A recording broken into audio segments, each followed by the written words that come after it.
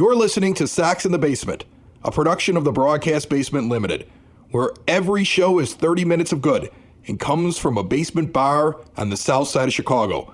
Pull up a stool, pour a cold one, and join us right now for Sox in the Basement. Heard everywhere podcasts can be found, and always at soxinthebasement.com. Ever since we sat down last, the big thing has been Jerry Reinsdorf refusing to answer questions the other day. And we touched on it in the show because as we were recording, it had been reported that he was asked, did he have any comments the other day while he was on the field talking with Bill Cowher with Kenny Williams? And he just replied back, no, and walked away with his stogie. Originally, I just went by who tweeted it out. Turns out it was Paul Sullivan is the guy that asked the question. The question I have, though, after multiple articles that got sent out across the internet, and I don't know if they print newspapers anymore, but maybe it was in print someplace. Well, they do, but then they scan it and upload it to the internet. Exactly. But all of these things come out. All of these articles come out. They're all talking about this one exchange, which was very brief from what you can tell, because all that happened was, Mr. Reinsdorf, would you care to comment on the current state of your team, or whatever was said? Honestly, I think I saw the video is, Mr. Reinsdorf, got a minute? No. Why isn't there a follow-up to that? Are they all afraid that they're not going to get into the buffet? Like, why isn't after he says no, a question along the lines of, Mr. Reinsdorf, the fans have an awful lot of questions about this team. They don't normally get to hear from you. Is there an opportunity either later today or in the future where we can sit down and talk with you? Why not a second question? Why not press him? And the only thing I can think of is they all want to get access to the buffet. They all want to make it into the ballpark. They can write the article and they can damn him from whatever seat they have outside of the ballpark or in the press box when they upload the thing, but they won't go with the second question because they don't want to make the emperor angry. And you know, I'm going to tell you something. I wasn't trained that way at the University of Illinois, where I got my broadcast journalism degree. I was not trained to let up after one question. I was trained to keep going, and we were trained to stick up for each other as journalists if somebody was a bully. If he bans one person, all of them stop covering the team and make us think about it, right? Like, that's what should happen. But it feels like, and you hear it in questioning too, like you see Scott Merkin, we've talked about this last couple of weeks, man, he's got Rick Hahn on the ropes with his questions. Rick is ducking and diving and dodging like it's dodgeball, and he's just trying to get out of the way of the wrench. And Merck is asking the question, he tries to poo-poo it, and he follows up immediately. The problem is the guy right after Merck asks something innocuous that has nothing to do with what Merck was doing and gets to change the subject with a softball question. What, do they just not work together? You don't let up. You try and do everything you can to get the story. And if you and I are standing there questioning, you might have something you're trying to get out, but if it's something that I can pick up on, if it's something that I can help support, if it's a thread that becomes more interesting than what I was thinking, you pick up on it and you run with it, right? And you're right, you do support each other. And I don't know if it's something where they're not trying to support each other. I don't know if it's something where you have one person who is there, who is going to softball because they think they're the ones that are going to get in the door and they're going to break through this brick wall that the White Sox have erected around everybody who's basically not Rick Hahn at this point, right? Like you said, Kenny Williams comes out. We talked about this a couple of shows over a course of a couple shows, but Kenny Williams tends to come out when things are going good or when there's some major event, right, where he can sound off on it. Jerry clearly has no interest in talking to the media. And we don't get much from the players either. I occasionally get something from the players. I mean, Yasmani Grandal got to poo-poo the idea that he had slapped Tim Anderson, but there's mostly, it seems, this goal not of finding out what's going on because you're never going to get the right story from the White Sox, but trying to get access and show that you're the one that can actually get in the door, that can get behind there, and then maybe find the story and maybe get to Jerry and maybe get that exclusive. It's almost like they've created this golden goose, right? The golden goose of being able to find out what's on Jerry's mind, but it's not really there. I'm still waiting for somebody to ask Tim Anderson about what happened with him and Yasmani Grandal. Unless I missed it, I've never seen something that said... I haven't seen anything from Tim Anderson about Ramirez or about Grandal. I still haven't seen anything, and I don't understand why that isn't becoming a cry from the press corps of what the heck is going on here. You know, why is it that the fan base for the Baltimore Orioles is more vocal defending the play-by-play guy by chanting to free Kevin Brown during a game? Why are they more vocal than, say, the White Sox press corps and sticking up for themselves from time to time? And again, we have some of them on here from time to time, and I have said the people that we bring on this show are generally the ones that I hear asking the tough questions. And so I'm like, those are the people I want on this show. And we've always kind of been that way. And that doesn't mean if somebody hasn't been on here, I've got a problem with them. But I know that I don't let them on if I hear the softball questions. Like, it's just not something I'm interested in. I am interested in what Tim Anderson has to say. And it feels like I'm still waiting for it, or somehow I've missed it in some sort of news dump. And I feel like I'm paying an awful lot of attention. Cork and Carry at the Park is the proud sponsor of Sox in the Basement. They're at 33rd and Princeton. They're the perfect place for pregame and postgame. Pregame, bring over the whole family. Indoor, outdoor seating, incredible food, incredible selection, great pricing. It is the place to go before you go into the ballpark. Get yourself fed, have yourself a beer or a wine or, something from the spirits. They're all up against the back of that big, beautiful bar. See the craft beer selection. It's great. After the game, commiserate. Have these kind of conversations with White Sox fans. It is a friendly place to hang out before and after the game. See more at corkandcarry.com. Another thing that I was taught when I was getting my journalism degree that I didn't really use very much. Once I got in the morning radio, I wasn't a journalist. I was an entertainer. And then I went and became a 911 dispatch supervisor for 10 years, and none of it mattered. And then we started... It's kind of funny. You and I meet as journalism students, and then we become, neither of us become journalists. Didn't really use it, right? And then just started doing this podcast at the bar for fun, and then it turned into what it became, and that's great. And we're very appreciative to everybody that subscribes and downloads to the show. But I did have enough journalistic experience when I was down at the University of Illinois where I was sent out to actually cover things, to know that even though I had a question in my head that I wanted to ask at a press conference, if another reporter in the room had their question avoided or poo-pooed, to immediately follow up on their question and not let the guy off the ropes. And I would like to see that a little bit more. I also learned, though, that you can't jump to conclusions too quickly. You got to get sources, and you've got to actually wait and see the reasoning behind something. I believe that Keenan Middleton's name was left off of the scoreboard for exactly why the White Sox said it was. The other night he comes in and he's not shown up on the graphic of where everybody's playing for the Yankees. And everybody's like, oh, they did that on purpose. Well, first of all, they did put his picture up at another point when he came into the game. So it wasn't like they were going to act like he didn't exist.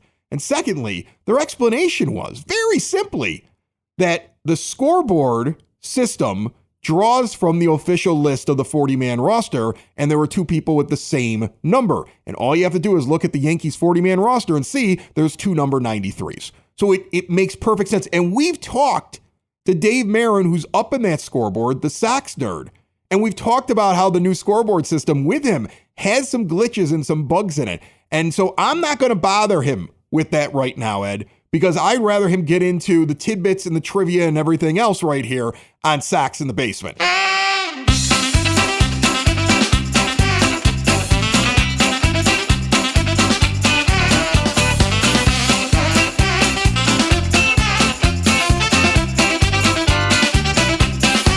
The Sox Nerd brought to you this week by the Village of Lamont. Want to experience a downtown with real history, great eats and drinks, and green spaces filled with adventure? Visit the Village of Lamont. Shop, dine, drink, explore, and see everything they have going on this weekend and beyond at lamontdowntown.com. Nerd, what's going on? Chris, how are you? Oh, man, I don't know. It's been a very uneventful last week or so of White Sox baseball. I don't know what else to talk about. They've won a few games. Yeah, that's the headline. That's it right there. What do you got for us this week? I'm from Milwaukee and I ought to know. Or is it, I'm from Milwaukee and I'm a dodo? Whatever it is, Chris, I thought I'd raise a glass to the Sox rivalry with the Brewers and the relationship with the great city of Milwaukee. This because The team that gave us Yount and Molitor will be visiting the rate this weekend. And similar to when the Cubs and Cardinals come to the South Side, I'm sure there will be a little more buzz in the place. For that reason, I would love to see the Sox, Brewers, Cubs, and Cardinals in the same division one day. You know, Chris, the Sox once called Milwaukee home. In 1968 and 1969, the Sox played 20 games in the Cream City to boost sagging attendance and possibly see how attractive they would be in Milwaukee. The games, including exhibitions, were well attended, but history tells us it was the Seattle Pilots and not our White Sox who moved to Milwaukee. Actually, you can trace the Sox history with Milwaukee all the way back to the franchise's inaugural season. The Sox played their first road game in Brewtown, an 11-3 win over the Brewers on May 3, 1901 at the Lloyd Street grounds. The 1901 Brewers became the St. Louis Browns in 1902 before morphing into the Baltimore Orioles in 1954. Fast forward to more modern times, the most incredible game the Sox ever played against the Brewers took 2 days to complete. On May 9, 1984, the Sox finished off a 25-inning win over the Brewers, which started the day prior. A 1 a.m. curfew rule halted the game after 17. The next day, the Sox and Brewers played 8 more innings before Harold Baines ended the game with a walk-off homer on pitch number 753. That contest took 8 hours and 6 minutes to complete. With the curfew banished, if the Sox and Brewers play an 8-hour game at any time this weekend, Chris, I'll be knocking on your door looking to sack out on that basement floor of yours. 2 great trades highlight the White Sox history with the Brewers, and both trades pushed the Sox to the postseason. In 2000, the Sox sent Jamie Navarro and John Snyder to Milwaukee for Jose Valentin and Cal Eldred. What followed was a surprising division title. 5 years later, the Sox sent Carlos Lee to Milwaukee for Scott Pasednik and Luis Vizcaino. The Sox went on to win the World Series. Let's hope the teams make a blockbuster again soon. My zinger? When 6'9" Lane Ramsey made his big league debut on Sunday, he became the 3rd tallest player in White Sox history to appear in a game. Only fellow pitchers John Rauch at 6'11" and Andy Sisko at 6'10" are taller. There you have it, Chris. Probably more than you wanted to know about the Brewers, Milwaukee, and the Tall Sox. I think the Brewers and the White Sox not being in the same division is something I still miss, even though it's been decades since that actually was true. Well, yeah, absolutely. I mean, anytime you have one of those rivalries, especially when it used to get super intense and just, you'd have so much fun because you'd look forward to it. You'd circle it on there, right? You miss it. And it doesn't matter how much time has passed. And it doesn't matter that nobody on the Brewers roster would remember it and nobody on the White Sox roster would remember it. You still kind of want to see them come together. It's a little like if you're a hockey fan, when the Blackhawks and Red Wings ended up getting separated. You know, nobody on the current Blackhawks or Red Wings is going to remember how intense that rivalry was, but you still kind of want to see them play each other, right? Yeah. It's something I kind of miss. But Major League Baseball over the years, over the decades, it's nothing new. Depending on whatever generation that you're in right now as a baseball fan, they're constantly doing stupid things that kind of ruin the stuff that you love about the game. It's what they do, you know? And here's the thing. There's also people out there in the business world that just take a good thing and ruin it. I'm looking at people who go out and sell windows door to door, who show up inside of your house, put their feet up on your couch. Maybe some of them do that. I imagine them all doing it. They sit in your kitchen. They tell you, here's this dingy little example window, and imagine it in your house. Trust me, this part that's falling apart here, that's only because it's a sample. You're looking at them with a weird look, and then they're like, here's the deal. If I walk out the door, though, I don't think I can give you a better deal. Or they're like, maybe I'll talk to my boss about it and get back to you when you're trying to haggle a little bit. Forget that. Window and Door Superstore of Oak Forest. Exterior windows, doors, patio doors, and storm doors with no high-pressure sales, and you at their place, on site, owners on site during the installation as well. Full examples of everything. You're not looking at a little book to look at a window etching. You are looking right at the window etching in front of you at the Superstore. They use their own installers. They've been doing that for the last 40 years. They don't farm out the work. That way everything fits. That's also another reason why they don't use stock items. They want a perfect fit, and you can get that with all major brands. They're a half block east of 159th and Ridgeland at 6280 159th Street. See more at windowdooroakforest.com. Have you heard the buzz about the reverse boycott yet? Yeah, it's I don't know. Why? That's how I felt too. Why? That's how I felt too. Look, here's the thing. There's a push. It started on Reddit. I don't even use Reddit. I know there's a whole White Sox group of people who listen that talk to each other on Reddit. And maybe I need to get involved in the Reddit. Maybe we should. Right? Maybe we should be on like, Reddit, tell them, hey, if you heard of Sox in the basement, I don't know. I've never done it before, but there's a group that's on there and they've started to organize the idea of doing what the A's did in Oakland with their terrible ownership, trying to take the A's out of Oakland to Las Vegas or anywhere that they can bring it. And they had this big reverse boycott day where on just one evening, it was a sellout. And they chanted, sell the team for 9 innings, and they held banners that were bashing the owner over the side of the railings, and it was just a free-for-all. And you know what? It looks cool. I don't know if that's going to work out, though, for White Sox fans, right? Like, I don't think they're even going to let you in the building with the signs. That's the thing. You walk in with the sign's getting taken from you in 5 minutes. They kept them up for the whole game out there in the outfield in Oakland. I don't think it's going to play the same way for you. And then you're playing the A's, and it's great for helping you organize it, but wait for Jerry Reinsdorf and the White Sox, if they don't just ignore you, to try to spin it as those were people supporting the A's. They're not mad at us. And so that's why I think, go have fun with it. I'm all for it. We've retweeted that it's happening, but I just don't think it's going to have any impact. Well, and when the A's did it, their issue with ownership with the A's is that ownership was tanking, was purposefully not maintaining Oakland Coliseum, was doing all of these things with the intention of moving the A's out of Oakland, and not only out of that stadium, but into another state completely, right?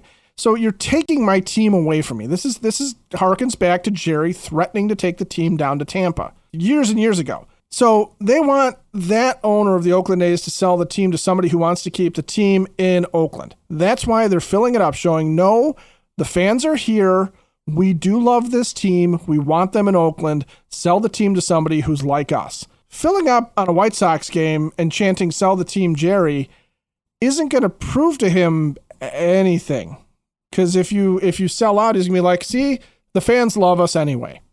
Doesn't matter the negative media and the podcasters and all these jerks on the internet think. Twitter cesspool.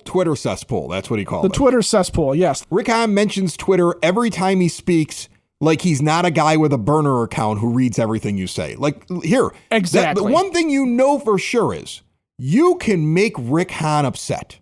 He's never going to admit it to you, but every time you post something negative about him, he sits there in his office and he grinds his teeth because he's reading it all because he can't stop himself. I actually reposted the other day, Ed.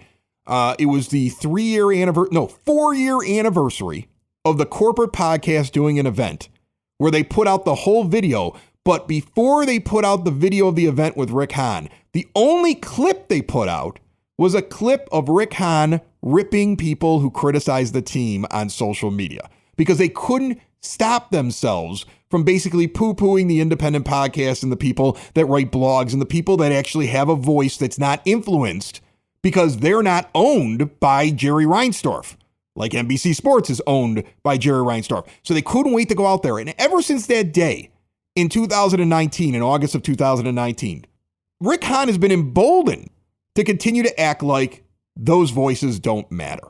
And he just can't stop himself. But trust me, it bothers him. It doesn't bother Jerry, though. Jerry doesn't care what you say. That's the point. That's the point. And honestly, Rick Hahn's voice doesn't bother Jerry one bit. If Rick Hahn is upset at White Sox fans, if he's upset at the Twitter cesspool, as he calls it, or he's upset at us and the other podcasts, he's upset at blogs, whatever, that does not bother Jerry Reinsdorf one single little bit. I don't think any owner in any major sport would care if their general manager is hurt by what people say about them on social media. I've actually seen it. And it's funny because on this network, we have a Pittsburgh Pirates podcast. I have a friend of mine that writes about the Pirates out in Pittsburgh. And a couple years back after Sox in the Basement was off the ground, he was like, would you help me launch Bucks in the Basement? We've had Craig Toth on here once or twice whenever the Pirates are involved with the White Sox. It's kind of fun to do a little crosstalk, right? So in helping him, I have inadvertently learned an awful lot about the Pirates organization. And Bob Nutting is cheap. Like, their payroll's at the bottom every year. But the one thing he does do is that if the fans get angry about who the general manager or manager is, he fires them. He really does react to what the fans want. He's never going to spend what Jerry Reinsdorf spends, and he's in a small market and probably isn't as rich as Jerry is, right? He could go higher. I mean, he gets criticized on Bucks in the Basement for not spending enough money, right? But when he sees something going on and people start yelling, sell the team, or some kid sneaks into his box, like there was a picture, I think, in the off season or at the beginning of this year, maybe the end of last year, some Pirates fan, some teenager asked for a picture with him. And as soon as they went to go take the picture, he opened up his jersey and it said sell the team while he was standing next to the owner. That's amazing. It's amazing. He reacts because he did still go and interact with a fan, right? He actually put himself in a position with an everyday average fan, something that Reinsdorf would never do. He cleaned out the front office and let Ben Cherington take it in another direction. And if Ben Cherington fails, he'll be fired before Rick Hahn gets fired or Kenny Williams. Oh, absolutely. But you're conflating two different things. My point is that Jerry Reinsdorf does not listen to the criticism. He doesn't care if Rick Hahn is hurt. He doesn't care if Kenny Williams is hurt. He doesn't care if any of his employees are really hurt, okay? Because he's in that glass case, he's in that ivory tower where he does not make these changes. If he really was worried about fan perception of Rick Hahn wouldn't be here.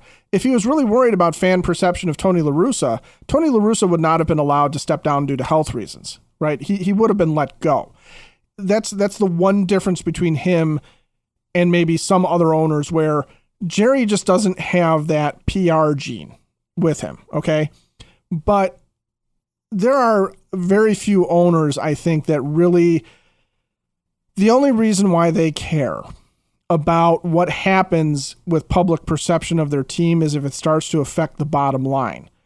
But back to the whole idea of the reverse boycott, if Jerry at this point is going to sit there, and we've seen this over and over again, if the White Sox organization really cared whether or not you were going to show up to games, whether or not you were going to buy tickets, then it wouldn't be because we're mad at Rick Hahn. We would have never been allowed to get mad at Rick Hahn, okay? We would not have been allowed to get to this level of questioning of the White Sox front office competency. An owner that is actually paying attention, and Bob Nutting may be that guy, okay, for the Pirates, an owner that's really paying attention will sit there and say, okay, I'm going to make changes based on whether or not I see a product on the field that I can sell. And you go back to a show we did when this news came out around tax time, where the White Sox, in spite of how much money the team is worth, the organization is worth, reported losses for the year. And you and I kind of flitted out the thread there that as a business owner, as a guy who owns multiple businesses, that taking a loss on the White Sox was actually helpful to Jerry Reinsdorf's overall bottom line. So is he paying attention when you ask, do you have a minute, Chairman Reinsdorf? And he says no. I don't think that minute also includes whether or not Rick Hahn is hung out to dry. Rick Hahn might be the general manager of this team next year, not because Jerry cares that we don't like Rick Hahn, but if he gets fired, if he gets let go, it's only going to be so that there's some reason that they've determined it fits the bottom line. That gets back to Bill Cowher being here and talking about how to run the organization. Something like that, a consultant might sit there and go, look, this is a PR problem. If you do this and this, you probably are going to get some ticket sales back on it. That's what he's going to pay attention to. I don't think he's going to pay attention to signs. I don't think he's going to pay attention to anything that is said about the guys in the front office. We could sit here and rail against Rick and Kenny and Chris Getz and whoever. Jerry hasn't heard a word we've said. Sox in the Basement listeners, do the hard work. And if you're a hardworking man or woman on the South Side, you need to be outfitted properly. And that's why you should visit Red Wing Shoes in Evergreen Park, New Lenox, and Geneva. A work boots specialty store that carries sizes from 6 to 16 and feet as wide as 4E. A 115-year-old company that came out of Red Wing, Minnesota. And one of its largest stores in the entire Midwest is in Evergreen Park, Illinois, ever since 1976. When you're on your feet, the footwear is everything. So why not get an expert fitting? They warranty, repair, and offer free conditioning with laces. And they also carry Carhartt work clothing as well. Located at 3347 West 95th Street in Evergreen Park, Illinois, at 208 East Maple Street on Route 30 in New Lenox, or at 1749 South Randall Road in Geneva. Visit them today. You work hard. You've earned it. Red Wing Shoes. Jerry Reinsdorf doesn't care whether or not you're happy or sad. I think that's very obvious. Meanwhile, the White Sox are winning baseball games. And this is so White Sox. Of course they are. This is so White Sox. The fight happens, and they go on a run now. They take 2 out of 3 from the Guardians and 2 out of 3 from the New York Yankees.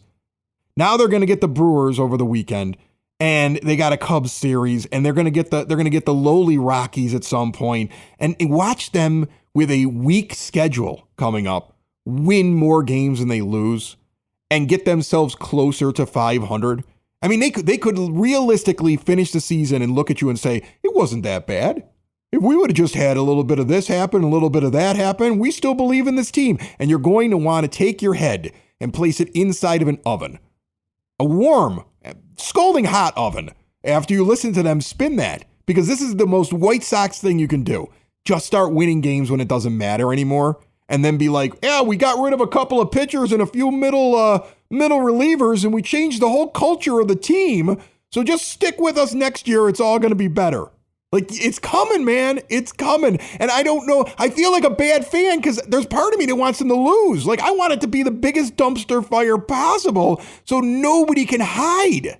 Oh, absolutely. But look at what it's subtle. But Rick Hahn has claimed a few guys off of waivers. Davy Garcia, who was one of the top prospects in the Yankees organization a couple years back. Yes. Hasn't been able to break on through. Who else did he pick up? Jose Urena, who's kind of on the back end of his career. Tyler Naquin, Brent Honeywell. He's picking these guys up. These guys are hungry to prove that they still belong in the majors. Tuki Toussaint is a good example. He's in that same crowd. These are guys that are on the fringes that are trying to prove that they still have some value to a team. They may not be on the White Sox next year, and God knows I kind of hope they aren't because they're not that talented, obviously, if they're on on multiple organizations and they've been kicked out. But you're picking up guys that have something to prove. So, yeah, sometimes that's going to lead you to win games if you've got guys who are sitting there going, shoot, I better get off my butt and do something. I got to prove it. There's a reason why we love Jake Berger so much. He's been trying to prove it all year, and he's down in Miami trying to prove it still. And that's going to be something where you're going to pick up wins, cheap wins against teams that are down, right? And you're right. They could probably scrap together, end up really close to 500, have a really good second half, have a bunch of these guys that really don't belong on major league rosters or are quad A players at this point, do some things that are out of character for them, and then watch them sit there and go, we're just like 1 or 2 guys away. Oh, yeah. And you know what you're doing. You grab up your Garcia, your Brent Honeywell, your Luis Patino, and all you're doing is grabbing high-end prospects that were on lists a couple years back who fizzled out. And you're trying to convince yourself, well, we're so good at pitching development, we're going to fix them all. Are you kidding me? Like this is like watching that guy in your fantasy baseball league who just sees a name and goes and grabs him because he can't believe that the guy's on the waiver wire or isn't on a team. And there's a reason for it because it didn't work out with that player because not all prospects work out. But this is how Rick Hahn has always run the front office. This is how the White Sox have always run the front office. Go out and grab the guy who's the name. Go out and grab the guy who's on the list. Who cares about internal scouting? We don't actually employ enough scouts to do that. So we just kind of rely on national lists and names and draft position and things like that. So that's why guys get one more shot. Nobody leaves the major leagues if they were a high-end prospect or draft choice until the White Sox have had a look at them inside of their organization. Just like if you are an aging veteran who had a really good career who the White Sox always coveted, they will get you when you're 42 years old for the last 6 months of a season, or to give you one last go around in the sun where you retire halfway through that season. That's the White Sox way, right? That's how we've always been. It doesn't really pay off for us, but we're always going to see them put their efforts towards things like that. Meanwhile, you got Luis Robert hitting foul balls over the roof. You got this spectacular player, and I'm very afraid it's going to be like Mike Trout's years, surrounded by just nothing but garbage while he goes out there and does like unworldly things. Or it's going to be like Frank Thomas, right? He's going to be here and he's going to be leading teams that are anywhere from fascinatingly mediocre to frustratingly underperforming. And the 1 year that everything else gets put together, Robert's going to have like a legitimate injury, not a pulled hammy. You're cursing him. He's going to have the ankle surgery that keeps him out for all but 5 or 6 games. Right. And then what will happen is the White Sox, just like what they did with Thomas, will be like, well, he's at the end of his career. What else could he possibly do? We're going to let him go because he was only here for the first couple of months of that World Series season. And then he'll just go out and continue to hit home runs and prove that they were wrong.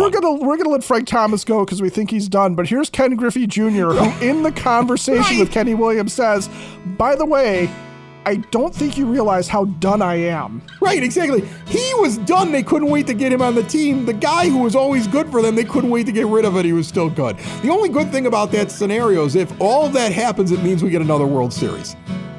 And there we go. And I don't know who's in charge of that. Yeah, whoever it is, Jerry won't care. I wonder if he has a minute. Sox in the basement. Sox in the basement. Sox in the basement. Sox in the Basement. Heard everywhere podcasts can be found and always on soxinthebasement.com.